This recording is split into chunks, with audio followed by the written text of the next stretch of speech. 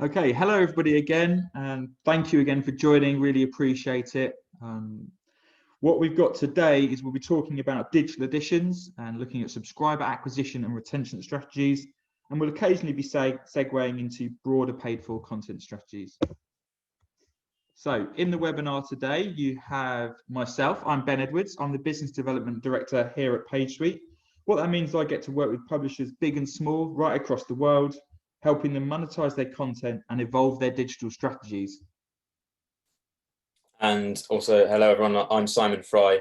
I'm Product Director at PageSuite, so I look after the design and development of the core PageSuite products.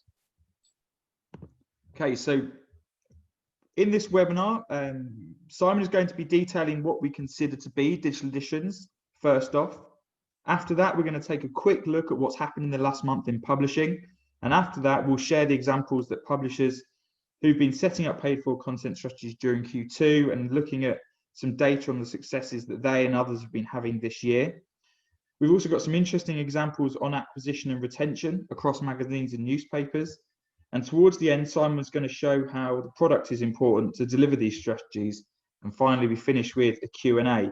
So what we'd ask is throughout the presentation, it's going to be about 25 to 30 minutes max. You ask any questions that you want so that we can tackle those at the end. That would be really appreciated. If you have any audio issues, then you can email marketing@pagesuite.com. And as a reminder, as you've registered for this, you'll get a recording of the webinar once complete sent to your inbox. And then if it's any good, you can send it on to your colleagues or you can review yourself. You can share the slides, do whatever you want with it. So first off, Simon, to you. So I think it's worth clarifying what we consider at PageSuite to be a digital edition. So for us, it's a print-like product that's a completable reading experience published on a regular basis. And that might be a daily edition or a weekly edition, or even multiple editions in a day if you're publishing a morning edition and an afternoon or evening edition. And for us, it could be from a print replica, so a print PDF that we turn into a print replica within the app or the web solution, or it could be feeds that we marry up with HTML templates to create a digital-only edition that also has a print-like completable reading experience. Thanks, Simon. So the industry update, we'll start with the bad news and then we can only go better. So unfortunately, there's been a backdrop of staff cuts and furloughs, which probably is a symptom of the wider economy, our own industry, and COVID, with all three very much in flux. But Dennis here in the UK have been making cuts, Bauer in Australia, people at Reach PLC in the UK still on furlough. So that's the unfortunate side of what's been happening recently. On the positive side, we're really taking a keen interest to see how much the Australian media is pushing Google and Facebook, the digital duopoly. They've been really successful so far in hammering their point across to the authorities in Australia, suggesting that Google and Facebook owe them tens of millions of dollars for the content published on their platforms. Google and Facebook are countering by saying they generate huge audiences, revenues, and leads.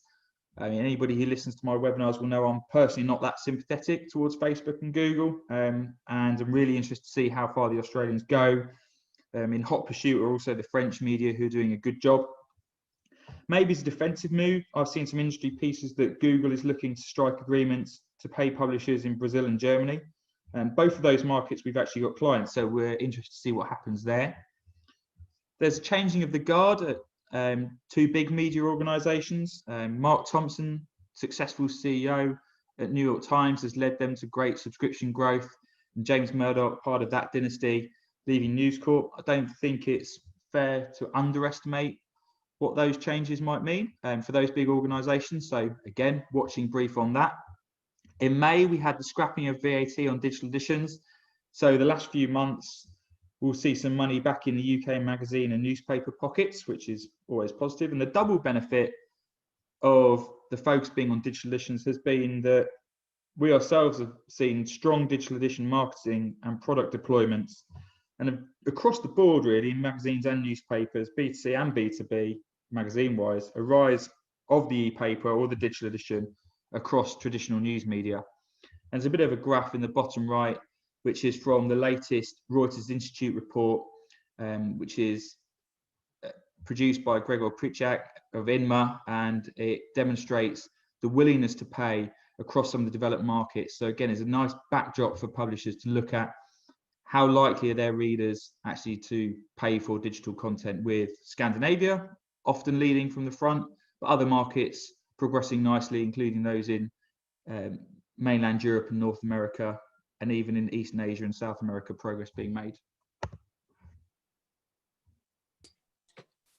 So looking at subscriptions and what people have been doing in the last few months, we've got JPI in the UK who are doing kind of data wall on a meter. So they're doing some data capture. They'll allow you access to a number of articles for free. And then after registering, you get a number of extra articles. And then at that point, they'll ask you to pay. We've seen a number of publishers do this in the past, where they focus on the top end of the funnel, as it were, capturing data where they can to then try and drive marketing towards changing those people into subscribers. South China Morning Post have also introduced a meter on their website. So the previously used to be free, so now they're running a meter on that website. They've always had a hard paywall for the e-paper replica, so their digital edition, and that remains part of a hard paywall as well.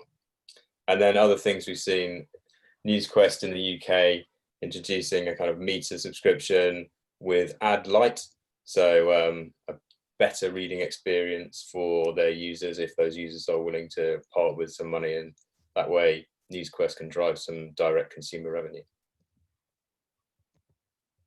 Okay, also on subscriptions, we've seen Hearst have been testing paywalls. Cosmopolitan magazine seems to be the furthest along with their brands, and at the moment you get 4 articles for free, then the paywall drops, and bundled into that you get newsletters. And what's quite interesting, actually, you'll see from the visual bottom right, if you can zoom in, is the language that they use is very user-centric, so appealing to their audience directly. So there's plenty of benefit bullet points related to merch and perks and very casual promotion. So that's good, rather than sort of more formulaic approach you see maybe across the board. Their subscription there includes print, and in their words, because mail is cool. But interestingly, it doesn't include the digital edition. I was fortunate enough to be invited to Media24's Future of News event last week, which was presented in front of hundreds of their own employees and external vendors and other people. And their CEO and industry experts discussed subscription strategies before announcing that they were introducing a new paywall across their news and magazine brands too. So a big move in Africa. PageSuite's actually been recently helping them launch a kiosk on the web and app, which you can see there bottom left, and that's for all of their magazines and newspaper titles in the Afrikaans, and is completely hard paywall. So they'd already started making a move towards paid for digital subscriptions with us anyway. Interestingly, in the UK, we've seen Belfast Telegraph have got a new bundled paywall proposition, and they've included the digital edition as part of their most premium product. Belfast Telegraph were acquired by Media House last year, who we work closely with, and they've been very successful themselves in terms of their own market growth, buying newspapers in Holland, recently, maybe last month even, in Luxembourg too. They use our e-paper SDK in the Belgian market as part of their strong subscriber proposition. And what's really interesting with all of this from like an overview perspective is publishers moving towards a unified single subscription price, enabling subscribers to get access across all of the different platforms, and also moving towards maybe a single app proposition where you've got your live news content and a digital edition, or a digital edition and a replica product, is definitely a big trend that we're seeing. In terms of regionals and niche magazines, there's been a strong year-on-year increase for the Irish Farmers Journal. Gannett have added over 50,000 subscribers and now have over 850,000, which is a great number. The Boston Globe, who are a client of PageSuite's, took 7 years to hit 100,000, but then only 11 months to double that number, which shows, I think, that kind of propensity to pay for news media increasing. And if you can get the product mix right and the pricing right, and you can start to drive real growth there. In terms of the UK, what iLift Media are doing is offering digital access codes in print, so giving people, print readers, access to their digital products through those print codes, so trying to drive engagement and usage across print and digital. And that's, you know, kind of to Ben's point earlier, the idea of getting your users engaged and using more of your products will increase their engagement, will increase their retention and their loyalty. So it's interesting to see that drive from print to digital, which is often the other way. Okay, so what are the successes we seeing? More focus now on nationals or big magazine brands.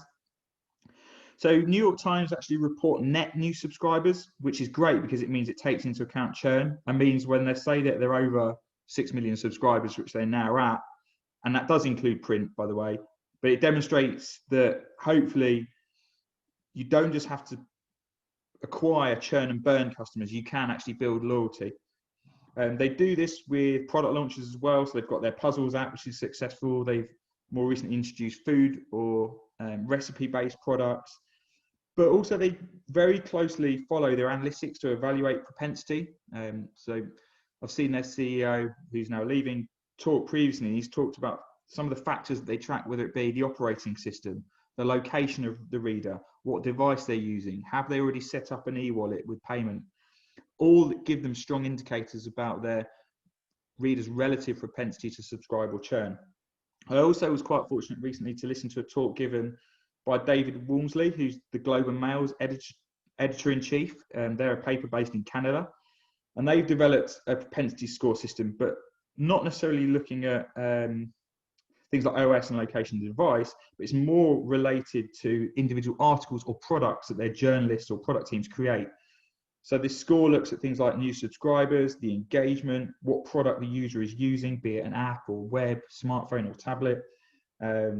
Also looks at how much traffic it's driving socially or conversation, and it attributes a score to that individual piece of content or the product. And that's become such a big driver for journalists, he was saying, and it's brought everyone into that premise and that focus. And from my perspective, I think that really demonstrates that the digital products are a huge part of what they're delivering to their audiences, so must be attributed a relatively high value in delivering subscriber growth. The FT and Wall Street Journal have also posted strong numbers. So the FT do a whole range of things, such as free access to students, they do corporate discounts, and if you think FT and Wall Street Journal are quite B2B anyway, they also have done a free newsletter all around coronavirus during this period as a way to drive subscriptions. Both those brands have strong e-paper products and have done for many years and will always be a part of their core product moving forwards.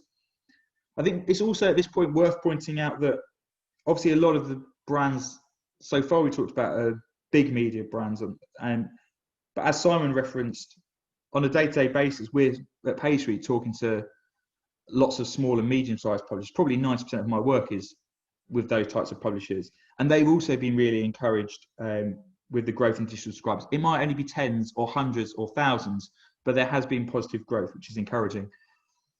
Back to the UK, you've got the Mail Plus, who are now at over 80,000 subscribers for their e-paper app. They've also been building out their Mail Plus product nicely by adding in things like audio and extra puzzles. But to get double the amount of subscribers in six or 7 months is an excellent result. And similar to the Boston Globe, just shows that growth trajectory that they are on. Closer to the magazines, dentist subscriptions, even though they've been making job cuts, announced they had increased by 9% during the lockdown. Simon, I know you've got a relatively personal experience to do with the Week Junior, who are up 23%. Yes, so Week Junior, who released a digital edition, I think, during the lockdown, and then offered all of their subscribers access to that digital edition in case the print version was unable to get through, and because they usually post it out to subscribers on a weekly basis. And so my children were delighted to be able to access the digital edition in place of the printed edition, although they still prefer the printed edition, to be honest. It's good to hear. I'm too much of a cheapskate. I give my kids the free access we get to Egmont's paper magazines, which are all in Finnish, Danish, and Swedish. Okay, so acquisition, that's you, Simon, sorry.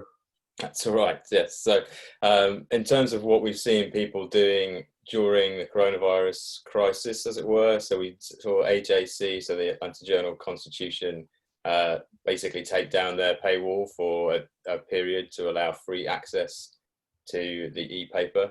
And they did that for, I think, as a public service in a way, but it also worked for them in terms of acquisition. Mail Plus, which we talked about before, so they dropped their price to £1 for 30 days as an introductory offer, and have since bumped their prices back up again. So, you know, just the idea of trying to use the political landscape or the news landscape to drive promotions or acquisition marketing.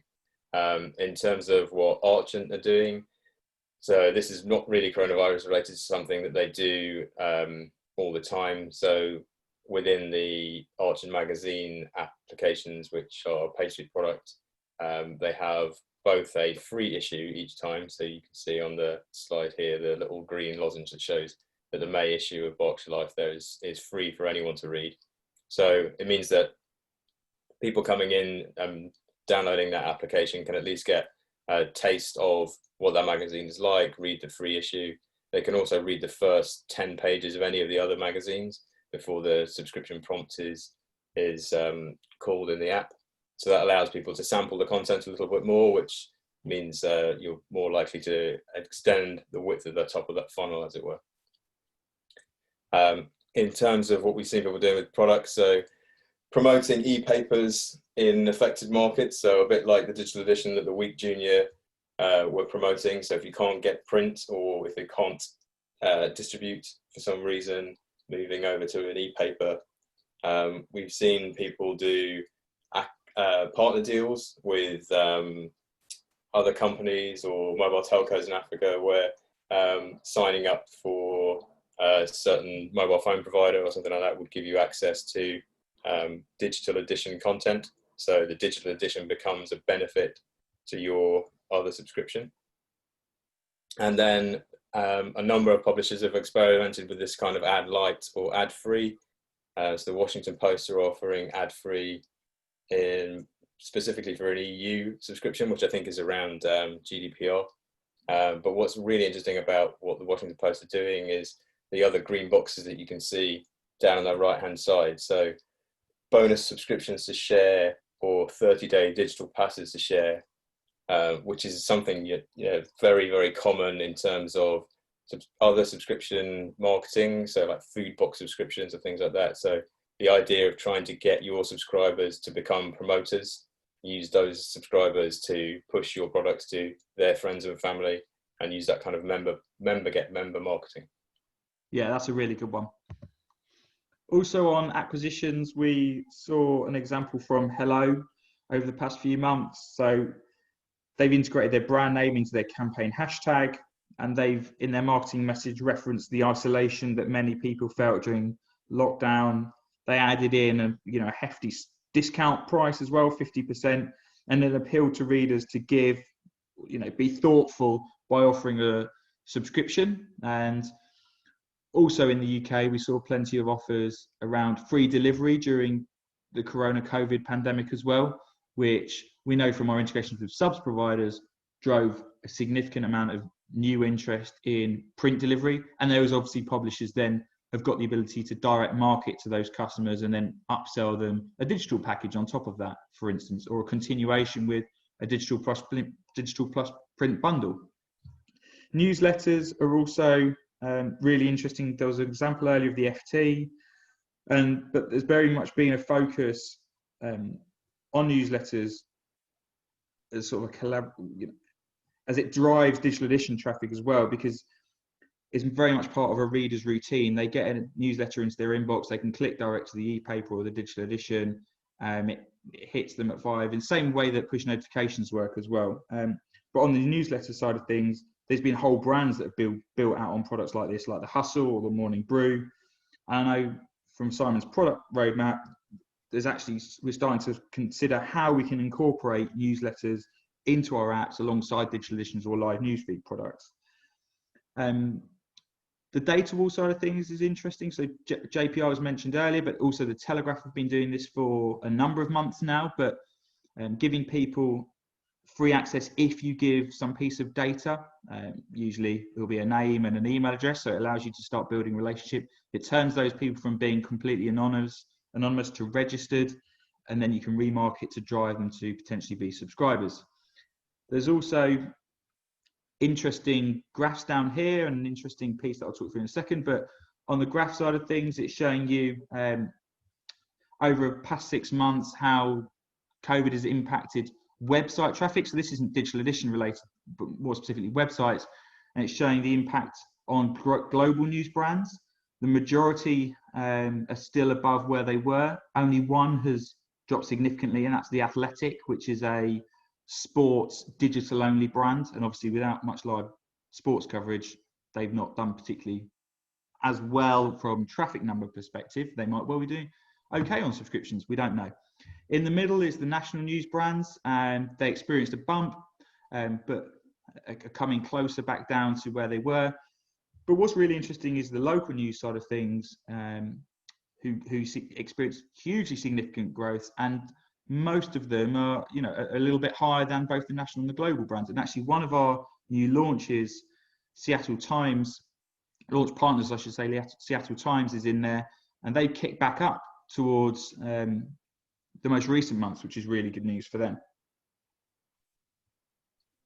And the visual here on popular ways to fish, this was also from Gregor Pichak at INMA, which I do recommend any publishers who are on this take a look at, because they produce some wonderful data and insight. And obviously, he very kindly allowed me to borrow this as, you know, as part of our presentation, because it's such an interesting study that they've done, which they evaluated hundreds of different news sites across the world, hundreds of different news brands, and figured how many of them and what percentage were using different revenue models to drive their digital subscription or the revenue growth in this popular ways to fish visual. And you can see the most popular way to fish, which is the most popular way to drive consumer digital subscription revenues, is through the premium model. It's closely followed by the paid access to replica, which is great for us because that's the core product that we offer. In third place, it was joint between the metered model, which is what New York Times deploy, and memberships. The most relevant popular exponent of that is The Guardian, where they more ask you to pay rather than drop any sort of obstacle to consuming the content. And then towards the least popular side of things is the completely hard paywall, being brands like The Times, or a hybrid model, which is Afton Poston, where they can switch between a meter and a hard and a membership depending on what their propensity is showing.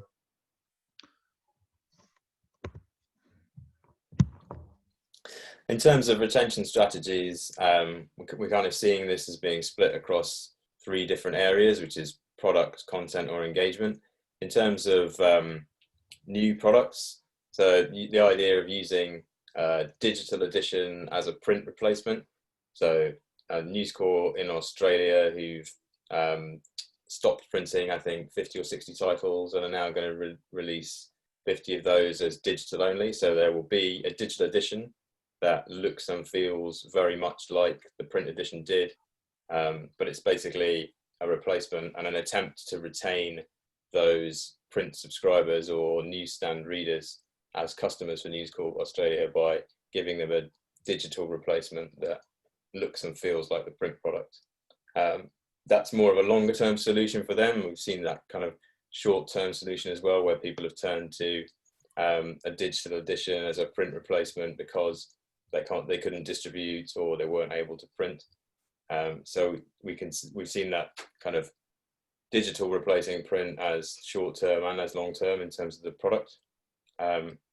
More content. So we work with the Dallas Morning News to produce their morning edition and evening edition. So the morning edition is the e-paper print replica.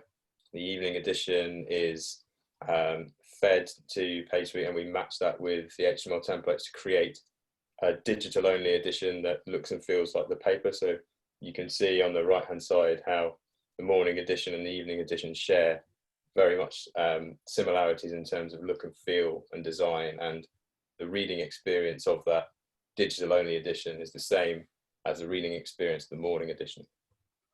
We've done a similar project with Tribune, but they're running an evening edition across multiple markets rather than Dallas just being the one title.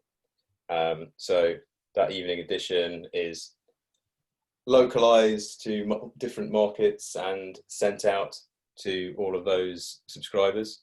And the idea behind kind of that, and the Racing Post's idea of kind of specials and books as well, is to try and engage existing subscribers more, get them using their product more so that they feel more loyal to it, feel like they're getting more value out of their subscription and therefore retained. I think it's fairly common knowledge that it costs a lot more money to get a new subscriber than it does to retain an existing one.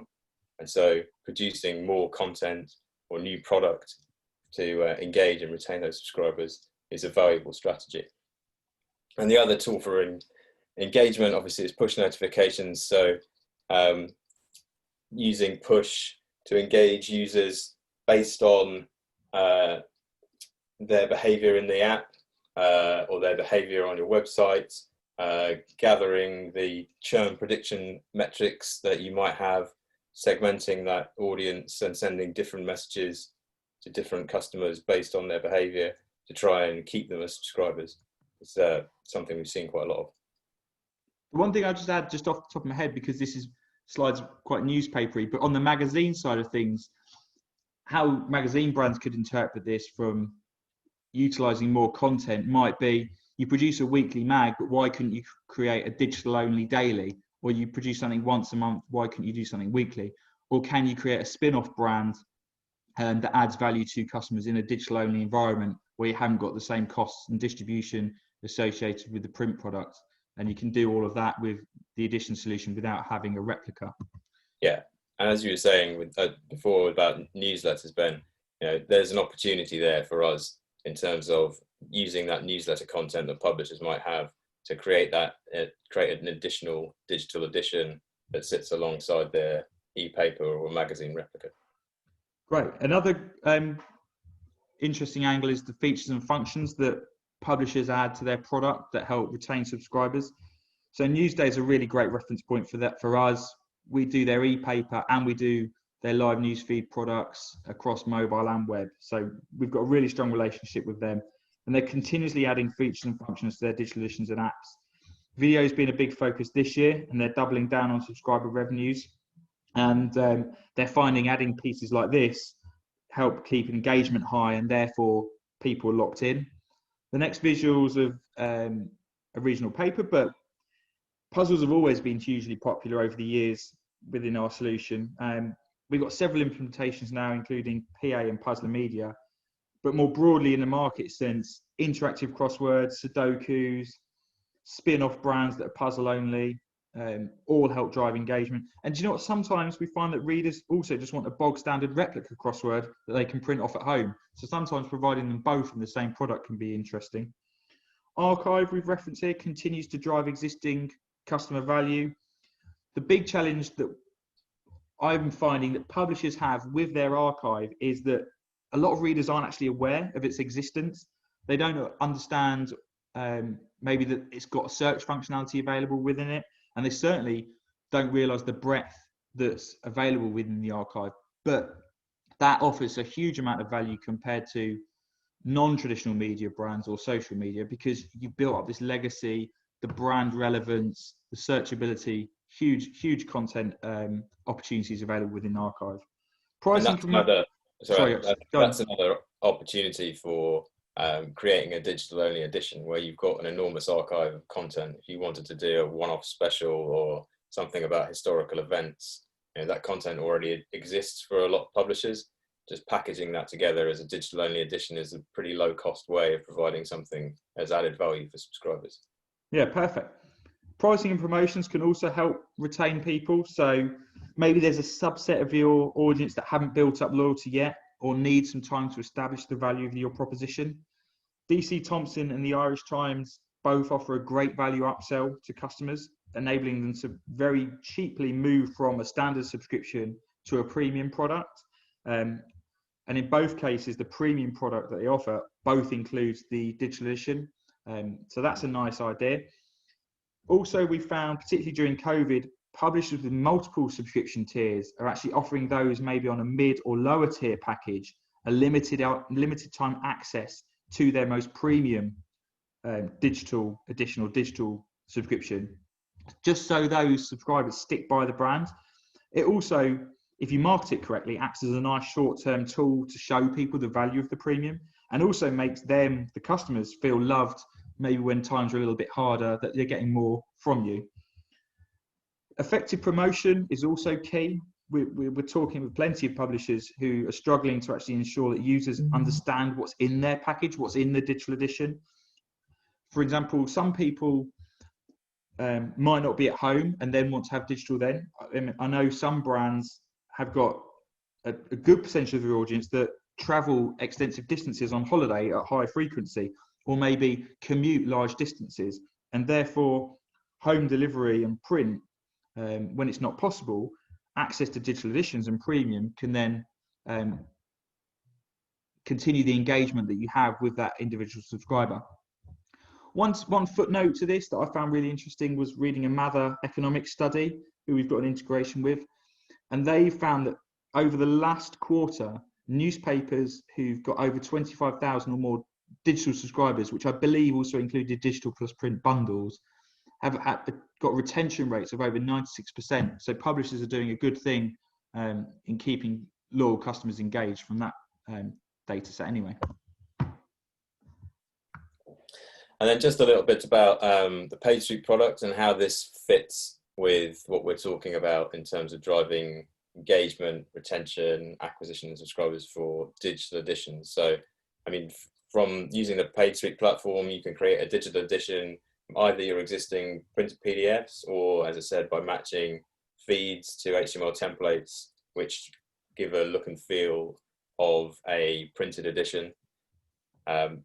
We integrate with in-app purchases for app stores, for subscriptions, and connect to all the major subscription APIs and paywall providers, so we can support hard paywalls, metering in both live news feeds or editions, and premium or freemium content as well. So if you want to have content that's specifically free or specifically premium.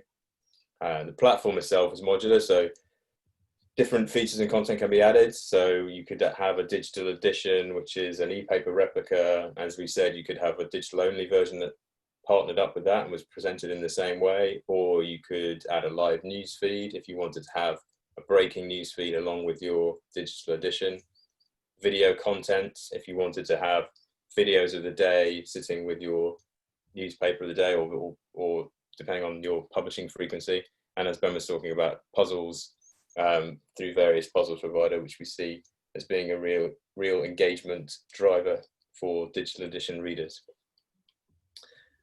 We talked about having digital only editions, so evening editions, regular supplements, or one-off specials. And then in terms of push notifications, the product integrated with Firebase, so you can segment your audience based on their behavior.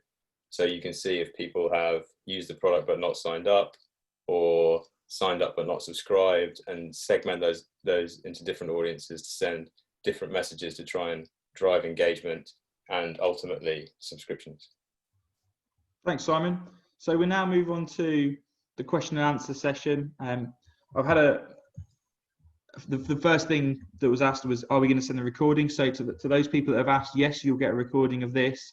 And if you want the actual deck, then feel free to email marketing@pagesuite.com. We can send you it as a Google slide or a PDF document if you'd prefer. So yeah, if you've got any questions, feel free to ask those now.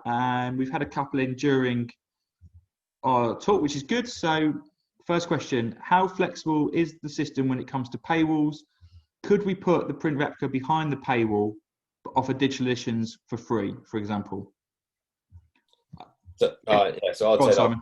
So I think I referenced it before. So yes, we can integrate different types of paywalls and different types of kind of business rules for different parts of the platform. So you could have the print replica behind a hard paywall and then a digital only edition for free, or you could have the print replica behind a hard paywall and then a live news feed that you offered either for free or even on a meter.